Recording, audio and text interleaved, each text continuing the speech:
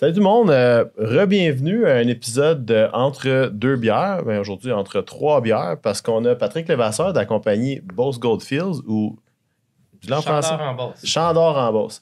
Et c'est super cool parce qu'on n'a pas de compagnie d'or et l'or qui est à l'actualité, mais surtout Patrick, sa compagnie a énormément d'histoires au Québec que je connaissais pas et honnêtement, c'est fascinant. Fait que, comme d'habitude, merci beaucoup Domaine Bertillon, mais essayons ça. Domaine Bertillon qui ont toujours des canettes incroyables, les dessins sont toujours originaux. Cheers, everybody. Cheers! Cheers. Merci d'être ici, Patrick. Un plaisir. Ouais. Wow, Oh, tu Chris, goûtes oui, c'est fumé. Oh, tu goûtes le smoke, hein? Ouais. Oh, ouais, Mais ça, c'est smoké. bien. Belle découverte. Ben, Ah ça ouais. fait plaisir, c'est ça le but du show. Fait que Patrick, parle-nous de Boss Goldfield et surtout le côté historique, c'est quelque chose que vraiment ça m'a jeté à terre tantôt quand on Ouais. parlait un peu de la compagnie. De l'or en Beauce, c'est tellement inusité, on y pense pas parce que quand on pense tout ce qui est opération minière, de l'or, on pense à. Ça, Val-d'Or, Vermont, Shefferville, tu sais, oui, c'est les oui, grands oui. classiques. Chicoutimi, T'sais, Chapet, oui. ouais, puis Le Grand Nord. Thetford Mine, à une époque.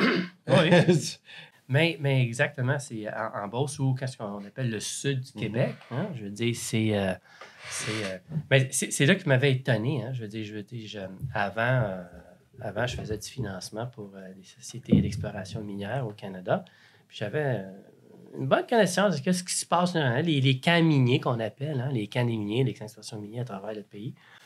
Et quand j'ai appris ça, de cette histoire fascinante que la première ruée vers l'or au Canada, c'était au Québec, en Beauce. Oui.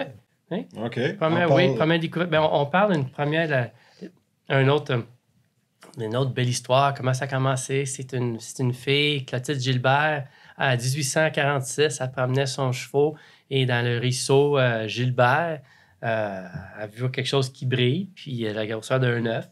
Puis c'est ça. Là, les nouvelles de cette découverte-là, ça, comme souvent les découvertes d'or arrivent, mais ça s'est répandu assez rapidement. Puis il y a une ruée vers l'or en Beauce. Alors, oui. Et à cause de ça, comme on dit, ça, c'est avant Klondike, hein? C'était une couple de décennies avant Klondike. Ça, je pense. Et qu'est-ce qui t'a fasciné? Fait que là, ça a commencé un peu comme un des vrais ruées vers l'or. C'est dans les cours d'eau, les ruisseaux que ça commençait. Mais ça a rapidement évolué. Parce que là, on est une fois rendu 1860, 1870. Mais là, c'était plus vraiment qu'est-ce qu'ils trouvaient dans les rivières. Parce que l'or, c'est un dépôt. L'or, c'est de l'or placer. Expliquez c'est quoi placer gold, l'or placérien? En effet, c'est des dépôts d'or secondaires. Hein? Quand on parle ça, c'est des grains d'or, des pépites d'or. Okay? Pépites d'or, c'est qu'elle vient d'une source primaire et par force de nature, l'érosion, s'est érodé pour créer un dépôt secondaire. Et c'est ça qui était miné à Saint-Simon-des-Mines. Un dépôt, même au Klondike, c'est ça, en principe. Hein?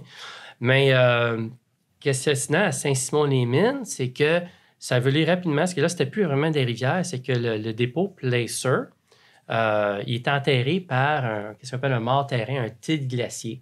Parce que l'érosion s'est faite pré-glaciale. Okay. Au Canada, hein, on a eu différentes aires glaciales, puis à un certain temps, on avait quoi? Une cape de glace de 2 km d'épaisseur. Mais qu'est-ce qu'il a fait, c'est que c'est une vallée. Hein? On parle d'une vallée, une forme de V. Puis vu que tous les mouvements glaciers étaient perpendiculaires à la vallée. Fait que quand il y a eu pré-glacial, l'or s'est en fond de la vallée. La vallée s'est remplie par un tilde glacier. Alors, rapidement, la rue vers l'or en Beauce, c'est devenu en effet souterrain. Alors, il faisait ça.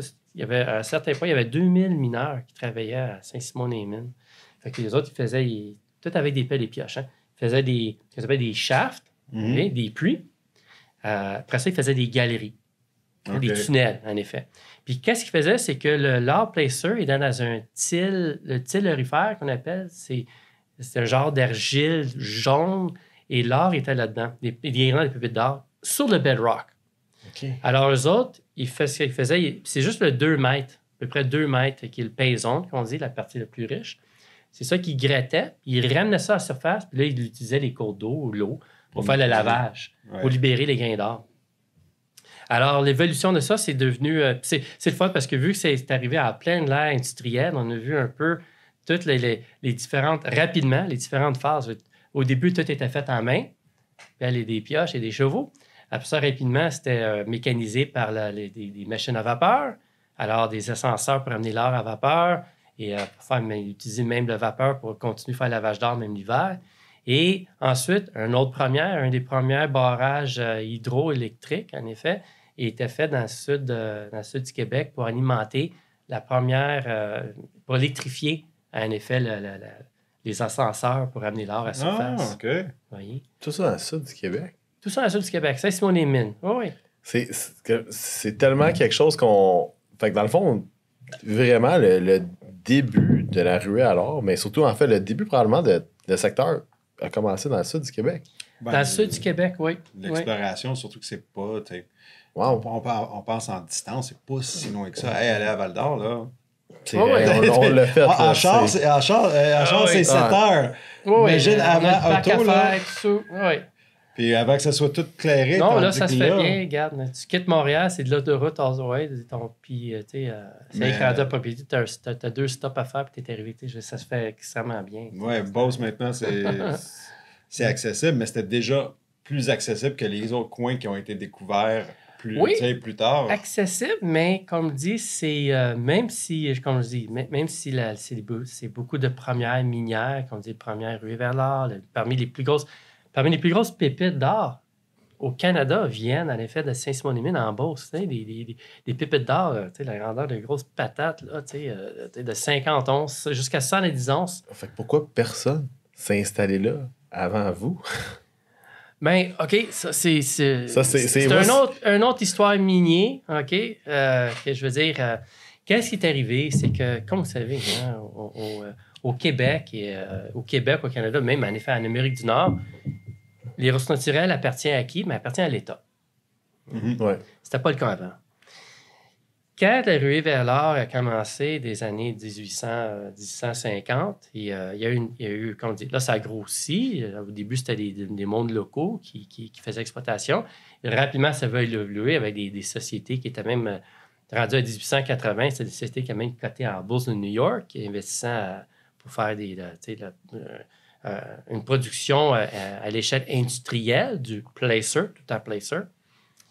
Qu'est-ce qui est arrivé, c'est que, on retourne à une histoire, hein, notre histoire canadienne, une histoire québécoise, la Nouvelle-France. Hein, le système de terrain en Nouvelle-France, c'était des seigneuries. Hein, des seigneuries, puis ceux qui traversent, c'est des seigneuries, mais les habitants, c'est les cestanaires, je pense qu'on s'appelle. Ouais. On pourrait me corriger, mais... Je pense que c'est en effet, je pense que c'est ça. Oui.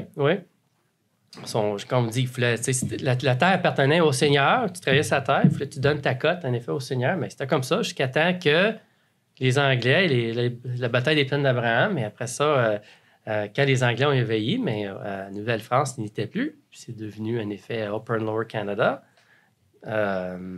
Et qu'est-ce qui est arrivé, c'est que, là, je veux dire, tous les propriétaires, tous les centenaires ou les habitants, en effet, qui vivaient, qui travaillaient la terre du Seigneur, se sont devenus propriétaires de surface. Fait que les seigneuries ont été abolies. Vous voyez, le système seigneurial a été aboli. Mais qu'est-ce qui arrivait en Beauce, c'est que même si le seigneur n'était plus propriétaire de toute la région de la Beauce, presque, c'était la famille Chossereau-Déliry, la seigneurie. Quand la rue vers l'or a commencé, un des descendants de la famille Chossereau-Déliry, il est allé en Angleterre, en entour, à 1860 à peu près, pour affirmer que même si sa famille, ça fait des générations qui sont plus propriétaires des terres, ils ont tout le temps gardé le droit sur les ressources naturelles, l'or et l'argent surtout. Et ils ont donné raison. Fait que lui, il revient d'Angleterre avec le pays pour dire, c'est quoi, regarde, l'or et l'argent nous appartient. Tout le monde qui travaille sur nos terres, vous avez une grosse redevance. Là, c'est sûr, je veux dire, les propriétaires de surface, les fermiers dans la région, ou même les compagnies minières qui ont acheté des terres, qui faisaient exploitation minière, bien, ils ont dit, non. Tu sais, je veux dire, no. How about no? You know? Fait que ça a commencé cette année en cours. C'était une chemin légale qui a duré comme presque 20 ans. Mais au bout de tout ça, il y a un juge qui a donné raison à la famille de Léry. OK. Et ça a fait un effet dévastateur, en effet. C'est que ça aurait été pas mal... premièrement, vu que la famille, tout d'un coup, détruit les droits, mais là, on ne pouvait pas faire l'exploration. Mais qu'est-ce qui est arrivé avec tout ça? C'est sûr que le gouvernement a rendu à 1880, le gouvernement du Québec, ils ont réalisé que on ne peut pas avoir tous les descendants des seigneuries, tous les descendants des seigneurs, tout d'un coup, venir puis revendiquer leurs droits sur toutes les ressources naturelles de la province. Oui, ça serait catastrophique. Oui, ça ne marchera pas. C'est là que, en effet, encore de la Beauce au Québec, la première loi minière est née à cause de cette chicane-là légale. C'est là que la loi minier est née pour régler ce problème-là. Fait que le gouvernement m'a dit, c'est quoi? On va régler ce problème-là. Qui a droit à l'argent et les ressources naturelles? C'est l'État. Voilà. Tu sais? Les propriétaires de surface, c'est la terre. Oui, c'est là qu'est devenu les effets. C'est le métal, l'or, l'argent, les métaux, le pétrole appartient à l'État. C'est l'État qui donne en effet des permis, des licences pour faire l'exploration et l'exploitation. Mais qu'est-ce qui est arrivé? L'effet pervers dans tout ça, c'est que ça a fait un genre un standstill, je veux dire, c'est comme un arrêt de développement. Parce que pendant que la loi minière était appliquée partout dans le Québec, et je veux dire, le système qu'on appelle aujourd'hui des claims miniers, les claims, ce système qui était adopté au Québec, mais c'est ça qui est adopté en effet partout en Amérique du Nord. Ça vient d'où? C'est encore de Québec. C'est bien intéressant. Mais qu'est-ce qui est arrivé, c'est que dans le sud du Québec, en Estrie et en Beauce surtout, pour la plupart du temps, c'est que pendant que, je veux dire, l'exploration minière s'est développée, le restant au Canada, mais dans le sud du Québec, même si le potentiel était là, c'est que la loi a resté comme telle. Ça veut dire les propriétaires de surface, tu avais une terre, mais tu avais le droit à avoir l'argent et les métaux. Okay. C'est seulement en 1985 que dans le sud du Québec, que le gouvernement a repris les droits des ressources naturelles. Oui, fait que pourquoi que ça a pris autant de temps? Ah, c'est juste, bonne question, c'est juste ça a passé inaperçu, c'est une de ces lois qui même pas 40 Le potentiel est devenu l'intérêt, vu qu'une société ne pouvait pas, en effet, s'assurer ses droits pour investir dans faire l'exploration et assurer que ce qu'il découvre peut récupérer leur investissement. Mais il n'y a eu aucun intérêt pendant presque 100 ans, vraiment, de faire l'exploration. C'était très, très, très sporadique.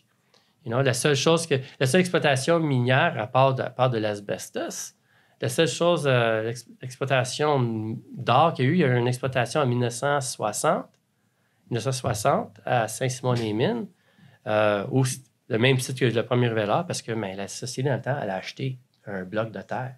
Peut-être surface. Voilà. Mm-hmm.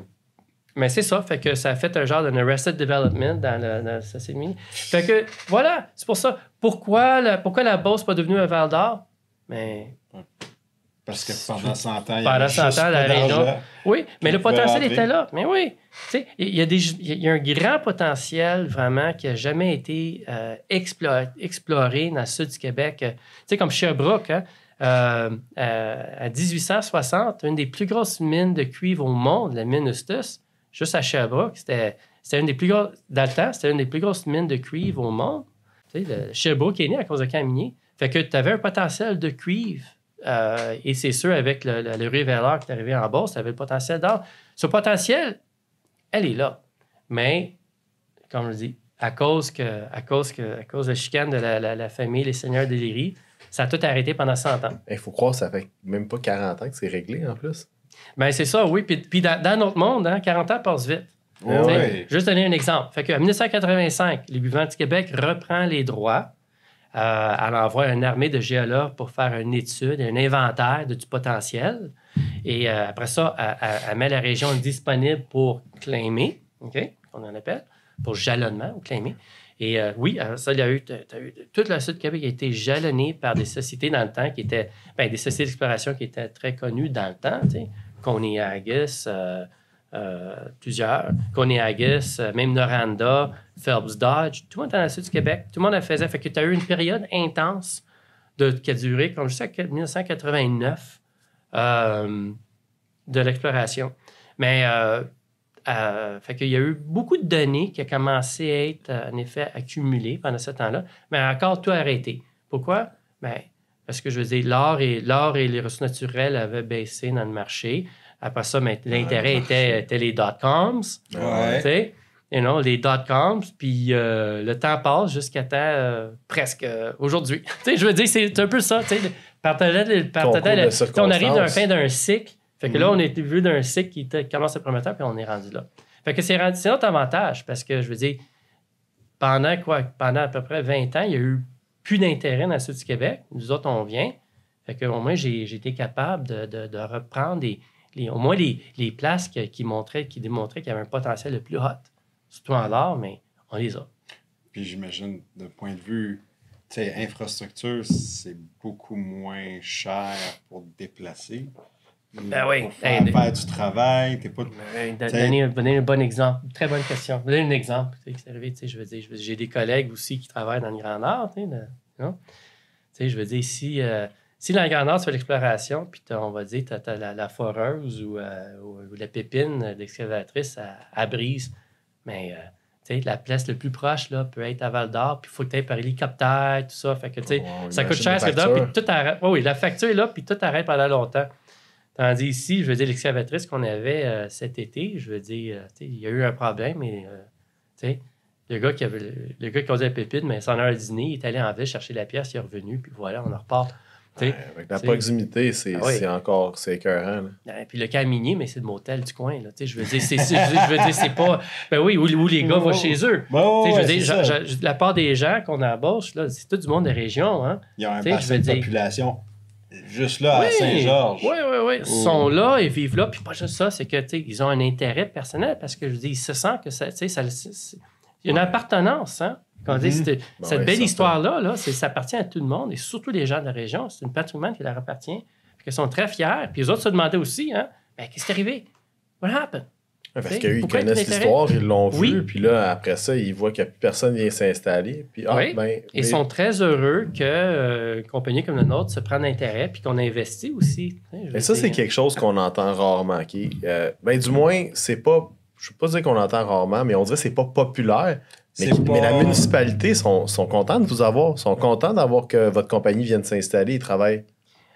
Oui, mais c'est un travail, comme on dit, que c'est très important au Québec. Hein, je veux dire, c'est très, très important. Puis j'ai grand respect pour ça. Je veux dire, oui, l'environnement, mais aussi l'activité sociale. Hein? Ouais. Et c'est quoi? C'est un grand mot. Hein? Puis c'est pas vraiment défini c'est quoi, mais pour moi, c'est très simple. Hein? Moi, je veux dire, c'est impliquer les gens.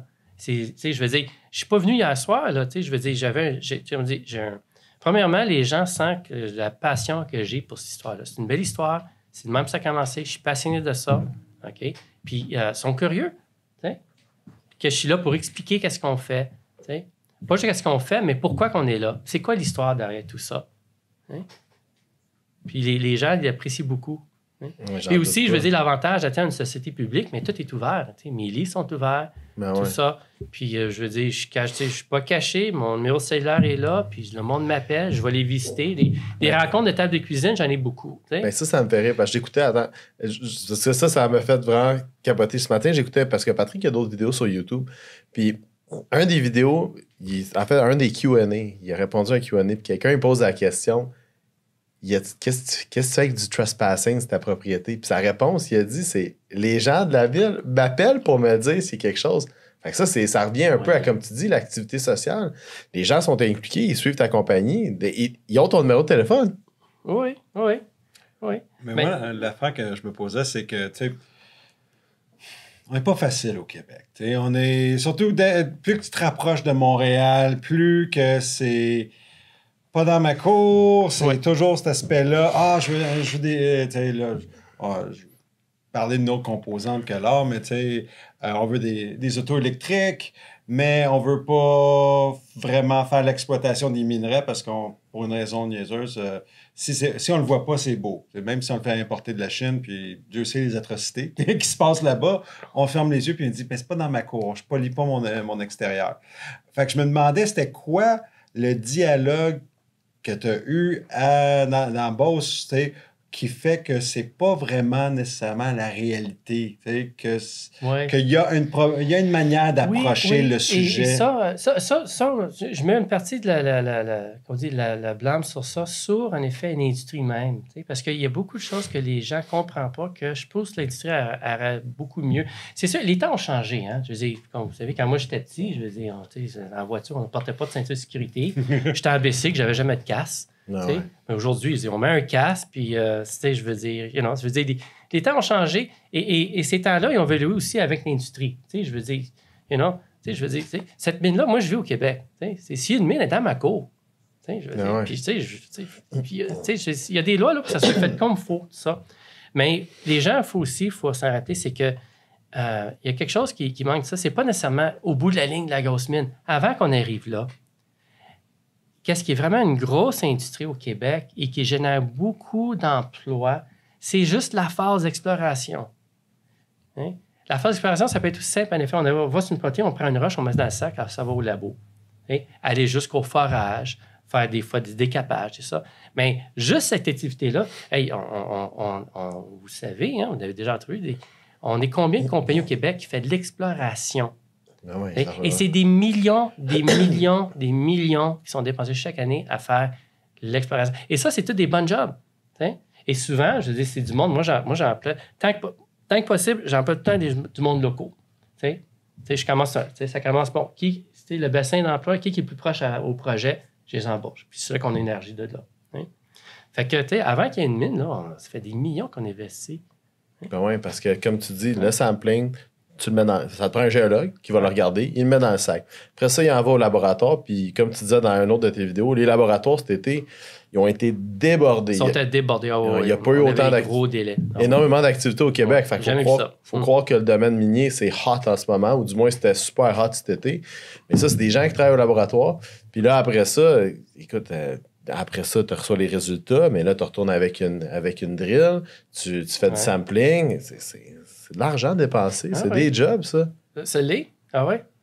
Et la facilité, c'est que... Et sans savoir c'est quoi le retour. Il y a un risque à faire là-dedans. C'est ça, l'exploration. Hein? Mais moi, je leur dis aux gens, je dis, une mine, mais pour l'instant, je dis, il y a potentiel d'une mine, mais ça va être quoi? On ne sait pas. Ça va être, je pense, l'ampleur de la découverte va générer la prochaine discussion par après. Bon, s'il n'y a pas assez, il n'y a pas de mine, mais s'il y a une découverte, est-ce que c'est une petite mine? Ou est-ce qu'on est vraiment sur le bord de faire peut-être une découverte d'or incroyable qui peut être la plus grosse mine au monde? Le plus grand gisement d'or au monde? Peut-être. On ne sait pas. Mais je pense que ça va être l'ampleur de la découverte qui va vraiment générer la discussion plus tard. Je veux dire, le plus grand de la découverte, mais c'est sûr que, je dis, ça implique. Là, ça devrait vraiment une question, en effet, une question de société québécoise. Mais c'est le fun d'avoir le choix. D'avoir cette discussion-là. Parce que si tu le trouves dans ta cour, c'est un beau problème à avoir. Une mine au Québec, ça a du moins une découverte. Admettons, Boss Gold, il fait une découverte majeure. Là. C'est incroyable. Ça devient une des plus grosses mines au Québec, voire au Canada. C'est une belle discussion à avoir. Là. C'est une belle discussion, puis pas juste ça. L'avantage d'une mine, là, c'est que, je veux dire, surtout avec les règlements aujourd'hui, je veux dire, une mine peut être faite, en effet, d'une façon écologique et durable. C'est pas comme avant. Ça peut être fait extrêmement selon, en effet, des standards de très, très haut qu'il faut garder. Mais l'important, c'est que beaucoup de monde, qu'on sait, c'est que dans le domaine minier, c'est des jobs qui sont très bien payés. Hein? Puis une mine, tu peux pas... elle peut pas aller à la Chine, la mine. Là. Je veux dire, c'est sur place. C'est des bons jobs sur place jusqu'à l'épuisement, tout ça. T'as des mines à Val-d'Or, là, ça fait des fois, ça fait 3 générations que ça n'a pas du monde. Puis ça, c'est une affaire que je trouve qui est tellement... Pas déplorable, mais que... Il n'y a tellement pas de nouvelles qui sortent du côté minier sur toute l'expérience puis la qualité de vie que ces emplois-là apportent à une région. C'est quelque chose que je me demande, quelqu'un qui est dans l'industrie, quand tu entends comme la mine de Murdochville va réouvrir, mais comment ça se fait que, ceux qui l'opèrent, ils vont l'opérer, ils n'en parlent pas. Ils disent, hey, on vient juste de prendre une ville qui a fonctionné pendant 30, 40 années, puis après ça, qui est devenu un ghost town. Puis là, ça va recommencer. Puis qu'il y a du monde qui n'ont jamais quitté le lieu parce que des Gaspésiens, eux, non, ma maison est là, j'habite là. Fait qu'ils faisaient le voyage jusqu'à Fort McMurray, travailler sur des puits, puis ils reviennent. Mais là, tout d'un coup, là, mon town, ma ville recommence à vivre. Mais j'entends jamais, que dalle. Je pense qu'on est allé à Explore la semaine passée, puis on a juste entendu Yamana Gold parler d'un projet où ils sont en train de travailler avec la municipalité. C'était les seuls. Ouais. Personne d'autre disait que c'est le pouls battant de multiples villes, de multiples emplois. C'est le pouls battant de ses revenus du Québec. C'est 8,4 milliards dans l'économie québécoise. Le domaine minier, c'est pas quelque chose qui est à négliger. Mais t'as aussi... Fait que là, t'as un projet à Saint-Siméon-des-Mines. Puis t'as un projet à Mégantic aussi. Oui.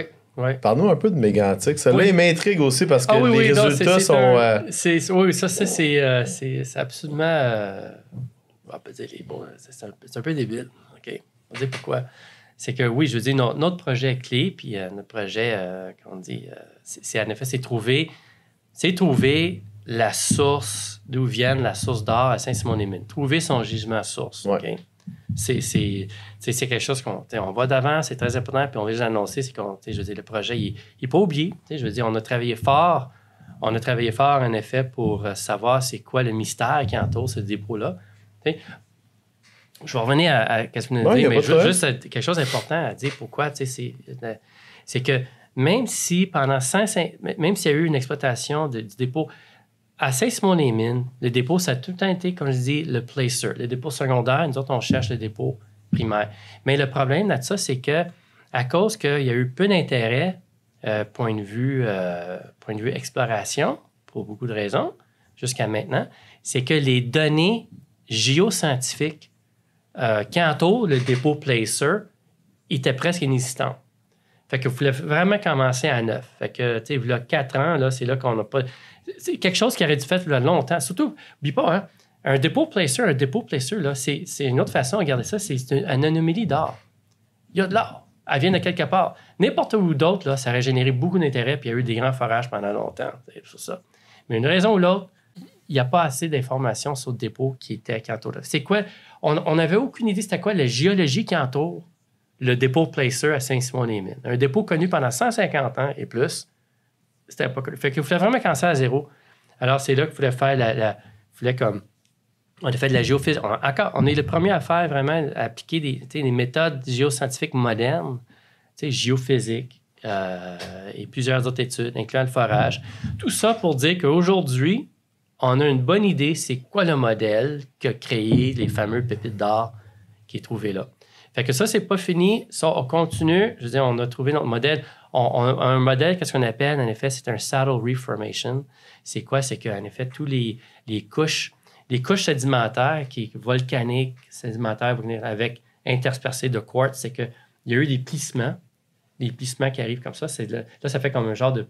Imaginez des couches d'oignons. Hein? Ouais. Et entre chaque couche d'oignon, mais on croit que c'est là les pépites ont été formées par la pression, le stress qui était là. Bon. Là, c'était trouvé, en effet, qu'on appelle des algues, des antiformes.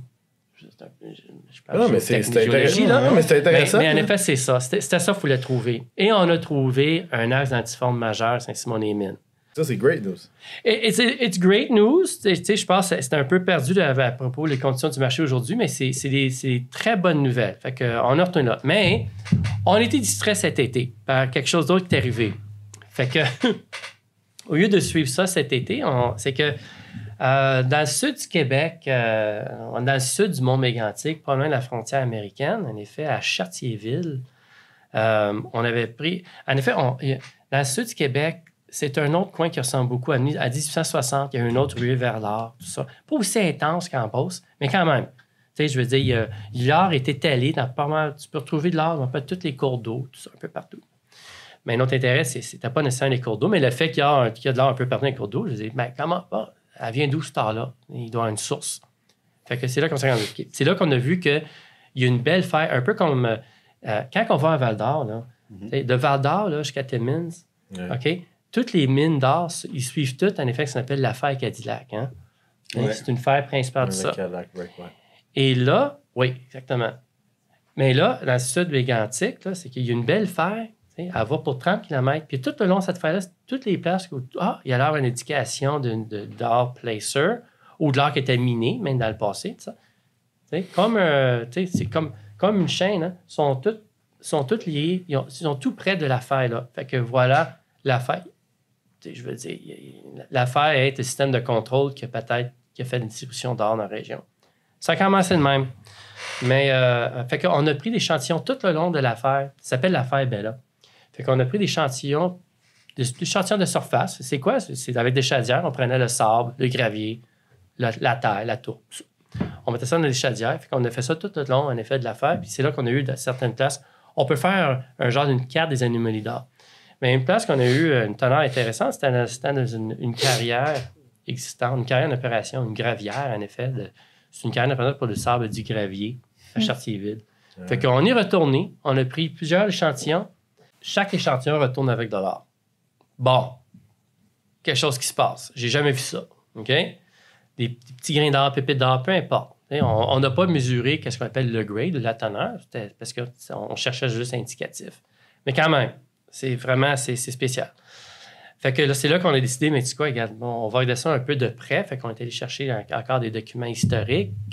Et, comme j'avais dit l'histoire, en 1985, quand le gouvernement a fait disponible. Fait que bon, il y a une société qui a allé passer des gros sommes d'argent en 85 jusqu'à 87 pour faire la géophysique et faire du forage et tout ça.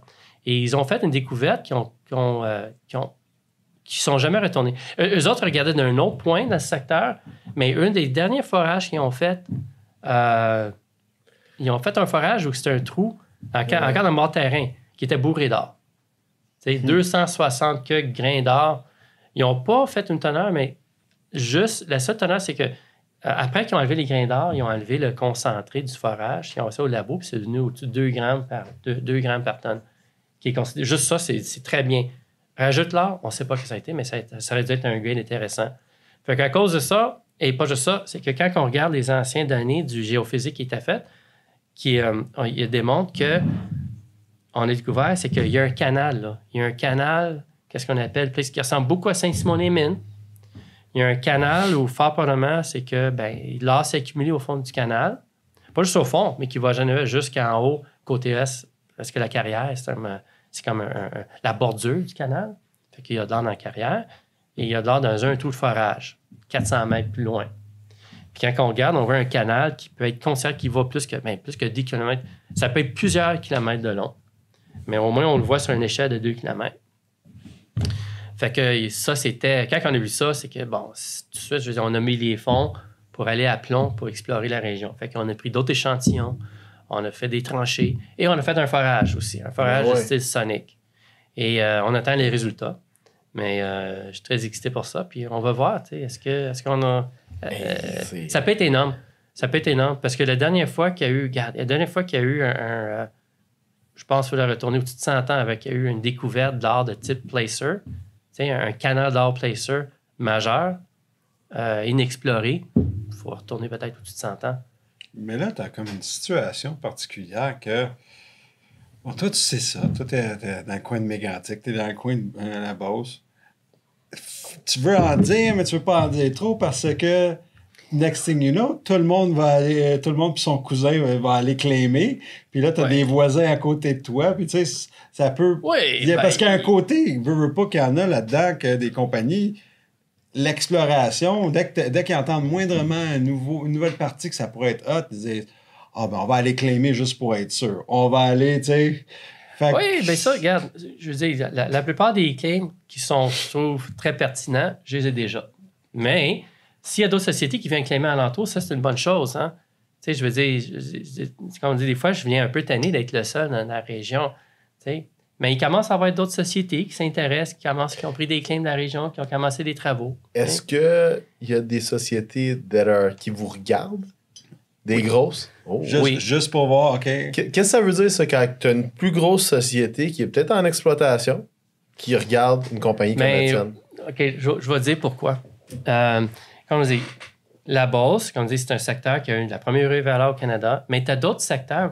Les premiers, en effet, gisements d'or au Canada, c'était un peu comme le Klondike ou Yukon. Hein? C'était de l'or placer gold, okay? de l'or des dépôts, de dépôt secondaire.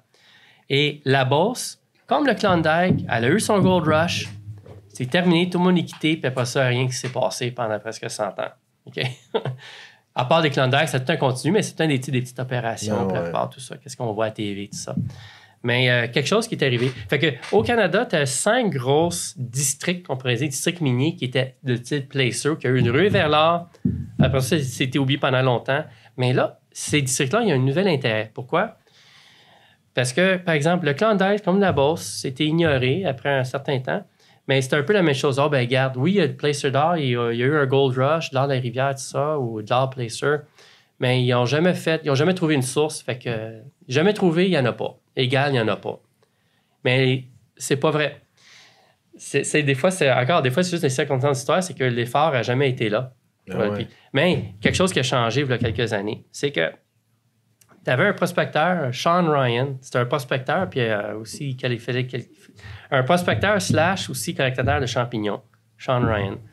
Et Sean Ryan, un passionné, pas juste prospecteur, un passionné d'histoire, il regardait des anciens récits de les old-timers pendant le Klondike, tout ça, puis il a lu quelque chose qu'un prospecteur de 1800, pendant la ruée vers l'or Klondike, il avait vu une veine de quartz qui avait de l'or dedans. C'était marqué là.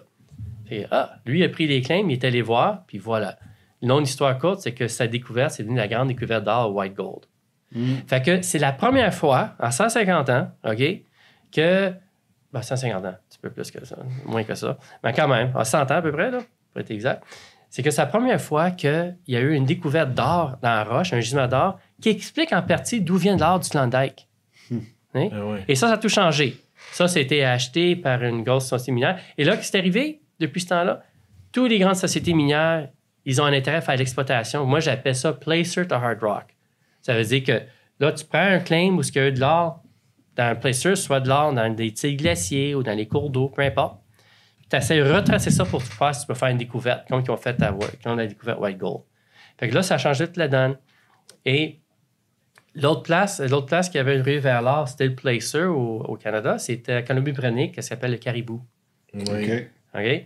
Caribou, même chose. Tu avais des sets Barkerville. Même Joseph faisait Barkerville, c'est la même chose. Des dépôts placer, mais ils cherchaient des dépôts hard rock et tout ça. Mais ils ont fait une découverte hard rock. C'était acheté il y a 2 ans par Cisco. Oh my God. Fait que la Beauce, c'est la dernière région, OK, les anciens districts de style ruée vers l'or, qu'il n'y a pas de majeur pour l'instant. Mais c'est sûr qu'à cause que c'est arrivé dans l'Ouest du Canada, et nous autres, on est une société publique, et pas juste ça, mais qu'on est dominant dans l'exploration de la région. Oui, je sais qu'on nous regarde. Regarde, je peux pas en dire plus, mais c'est ça. Je veux dire, on nous regarde. Je sais qu'il y a un intérêt là. C'est tout. Puis que c'est comme je viens juste de dire, vu que c'est tradé en bourse, puis toutes les documentations, il est là. Fait que tu peux aller voir, tu as regardé, tout pas... est là. Je veux dire, oui, les travaux qu'on fait, c'est là, et c'est ça. Puis je veux dire, mais à date, je veux dire, on fait des travaux, puis on espère de faire des découvertes en faisant des travaux d'exploration. Qu'est-ce qu'on fait? Ouais. Mais moi, là, ce que j'entends, le message, c'est les premiers à le faire depuis, plus que 100 ans. Fait que tu commences de scratch, puis en plus de ça, tu commences à des endroits historiques. I like it. Moi, j'aime ça, j'aime l'histoire, j'aime le fait que c'est bon pour l'économie, puis c'est quelque chose d'être les premiers à le faire. Oui. C'est quelque chose, mais comme on dit, c'est quelque chose, mais c'est qu'il fallait commencer à nouveau, que peut-être d'autres régions. Si on aurait pris, par exemple, un bloc de claim à Val-d'Or, mais Val d'Or, elle a déjà eu des dizaines et des dizaines et des dizaines de milliers de trous de forage. Fait que tu prends déjà une propriété qui a déjà peut-être été travaillée, qui a peut-être eu des... Il y a une base de données géoscientifiques qui... tu commences pas à zéro, il y a un point de départ. Tandis ici, mais il n'y en a pas. Mais, comme on dit, c'est la game d'exploration, c'est ça. Ça serait peut-être notre avantage. Ben, ils disent dans le trading, hein, puis je pense que nos auditeurs ils savent, c'est bien plus facile être first. Puis être first, ça a un avantage. Et dans votre cas, vous êtes first. Ben moi, ça m'excite. Je dis pas juste famille, je veux dire, gars, je veux dire, le potentiel, évidemment, est là. Tu sais, il y a une source à toute cette heure-là. Hein? Puis, je veux dire, à chaque fois qu'on travaille, notre connaissance de la région, notre connaissance de la possibilité d'où vient cette ressource-là augmente. C'est comme, je veux dire, avec le temps, je crois qu'on on devient mieux avec qu'est-ce qu'on fait. Tu sais, on commence à connaître très bien le territoire. Tu sais, chaque territoire est distinct. Mais vous savez, hein, le sud du Québec, c'est pas la même géologie quand même du nord du Canada. C'est une géologie qui est plus jeune, qui ressemble comme des Appalaches, tout ça, qui est un petit peu plus jeune, mais qui va en effet, comme ça va de la Beauce-Gaspé, puis ça continue jusqu'à Nova Scotia et même Terre-Neuve.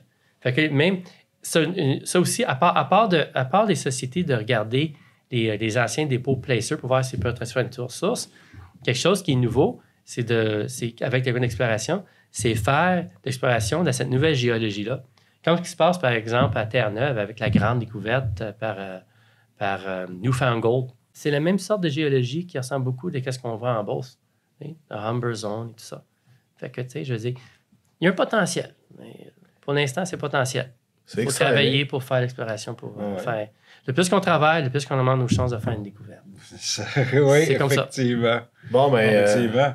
Hey, sur ça, merci beaucoup. Ouais, merci Patrick. Merci pour le cours d'histoire. Cool. Merci pour... c'est un cours d'histoire parce que habituellement, moi et David, on est exposés par Val-d'Or, puis Rouen, puis les grands classiques, mais dans le sud du Québec. Puis là, on comprend pourquoi dans le sud du Québec. C'est pas parce qu'il n'y a pas de ressources, c'est parce que à cause des politicaries et de l'histoire. Circonstances d'histoire. Ça a freiné, en effet, l'exploration et le potentiel qui est si un gisement ou des gisements dans le sud du Québec, mais elle n'a pas bougé, elle sera encore là. Sur ça, merci beaucoup. Merci beaucoup, Patrick. Merci pour l'invitation. Merci pour la bonne bière. On va aller voir ta propriété. On va aller voir ça. C'est intéressant. Oui, il y a encore des vieux chafs. Là. C'est pas mal. Puis si on veut trouver Beau Schofield, c'est sur quel... on parle de quel ticker, puis on parle de quelle bourse? Oui, on est sur la bourse, la TSX Croissance, ou le Venture Exchange, sous le symbole BGF. BGF, TSXV. Beauce Goldfields, BGF. All right. Merci beaucoup. Merci, messieurs. Ciao.